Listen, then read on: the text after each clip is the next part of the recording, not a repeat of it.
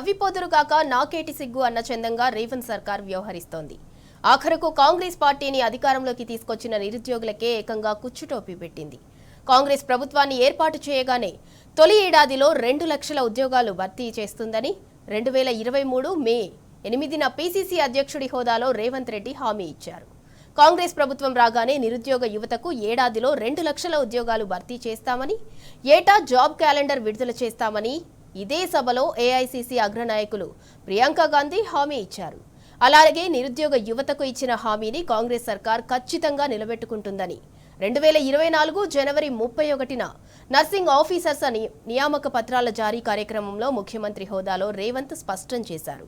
కానీ ఇప్పుడు PCC chief Mahesh Kumar Goud జనవరి 31న YouTube ఛానల్కు ఇచ్చిన ఇంటర్వ్యూలో ఈ హామీలన్నింటినీ తుంగలో తొక్కారు.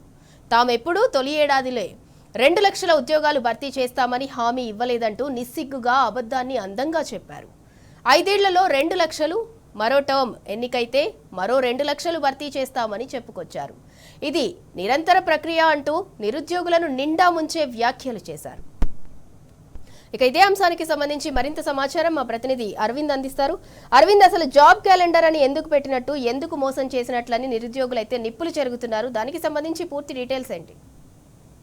సింధురా, ఏదైతే కాంగ్రెస్ ప్రభుత్వం జాబ్ క్యాలెండర్ అని చెప్పి నిరుద్యోగులను నిండా ముంచింది, ఏదైతే ఎన్నికల కోసం వాళ్ళు అధికారంలోకి రావడం కోసం నిరుద్యోగులను రెచ్చగొట్టి మరీ ఎక్కడికక్కడ చిక్కడపల్లి లైబ్రరీలో కానీ, అటు దిల్సుఖ్నగర్ లో కానీ, ఉస్మానియా లైబ్రరీలో కానీ ఎక్కడికక్కడ నిరుద్యోగులను రెచ్చగొట్టి మరీ పుస్తకాలు పక్కన పెట్టి ఉన్న నోటిఫికేషన్లు ఇవ్వకుండా కూడా వాళ్ళను తీవ్రంగా ఇబ్బంది పెట్టి మానసిక క్షోభకు గురి చేస్తుంది. ఎందుకంటే గతంలో అనేక సార్లు కూడా నిండు సభలో అసెంబ్లీ నిండు సభలో బట్టి విక్రమార్క గారు జాబ్ క్యాలెండర్ పెట్టారు. కానీ ఆ జాబ్ క్యాలెండర్ కి ఒక తలా తోక ఎలాంటిది కూడా కనిపించలేదు. ఎందుకనంటే ఏడాది లోపట్లో 2 లక్షల ఉద్యోగాలు ఇస్తానని హామీ ఇచ్చిన ప్రభుత్వం నేడు ఎందుకు నిరుద్యోగులకు మొండి చేయి చూపెడుతుంది అంటే, ఏదైతే బీఆర్ఎస్ ప్రభుత్వంలో గతంలో గ్రూప్ 1, 2, 3, 4 గ్రూప్స్ నోటిఫికేషన్ కానీ, అటు ఎస్ఐ కానిస్టేబుల్ నోటిఫికేషన్ కానీ, అటు డిఎస్సి కానీ ఇవన్నీ నోటిఫికేషన్లు ఉన్నప్పుడు కేసీఆర్ గవర్నమెంట్ లో ఉన్నప్పుడు వారు నోటిఫికేషన్ వేసి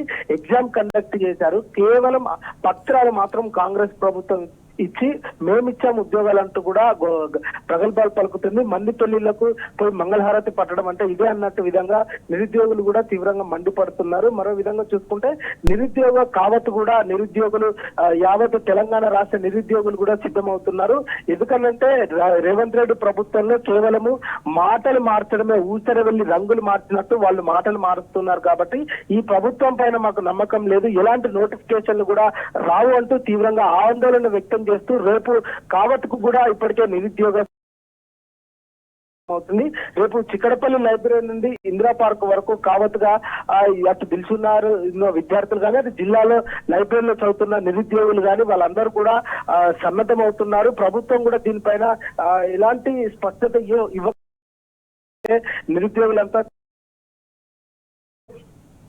ఇటీవల ఏదైతే పీసీసీ మహేష్ కుమార్ గౌడ్ కూడా చెప్పడం జరిగింది, నిరుద్యోగులను కూడా మేము ఏడాదికి ఈ 2 లక్షల ఉద్యోగాలు అన్నట్టు కూడా ఊసర వెళ్లి మార్చి రంగులు మార్చినట్టు కూడా మాట అదే విధంగా మారుస్తున్నారంటూ కూడా యావత్ నిరుద్యోగ లోకం అంతా కూడా తీవ్రంగా మండిపడుతుంది. ఆ గతంలో పెట్టిన అసెంబ్లీలో పెట్టిన జాబ్ నోటిఫికేషన్, జాబ్ క్యాలెండర్ కూడా తూతు మంత్రంగా పెట్టారు. దానిపైన ఎలాంటి స్పష్టత లేదు. ఏడాదిలో 2 లక్షల ఉద్యోగాలు నింపుతా అన్నాడు, ఖాళీలు భర్తీ చేస్తా అన్నాడు. ఇప్పటి వరకు దానిపైన ఎలాంటి స్పష్టత కూడా రాకపోయేసరికి అటు నిరుద్యోగ లోకమంతా కూడా తీవ్రంగా మండిపడుతుంది.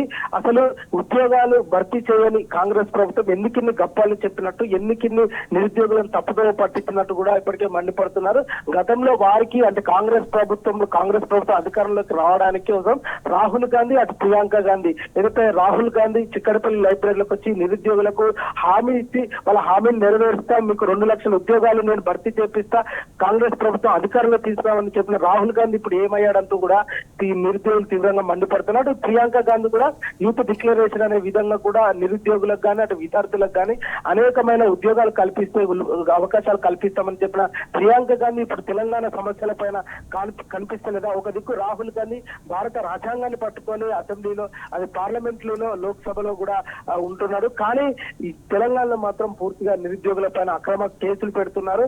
ఏదైతే వాళ్ళు శాంతియుతంగా నిరసన చేసినా కూడా లాఠీ చార్జీలు, అక్రమ కేసులు కూడా ఇట్లా అనేకమైన కూడా వారిపైన దాడులు చేసే ప్రయత్నాలు కూడా కనిపిస్తున్నాయి. ఎవరైతే హాస్టల్స్ లో ఉన్న నిరుద్యోగులను, స్టడీ హాల్స్ లో ఉన్న నిరుద్యోగులను అక్రమంగా అరెస్టులు చేయడం కానీ, రాత్రి నిర్బంధాలు చేయడం కానీ, ఇలాంటి అనేక సమస్యలు కూడా నిరుద్యోగులు తీవ్రంగా ఇబ్బంది పడుతున్నారు.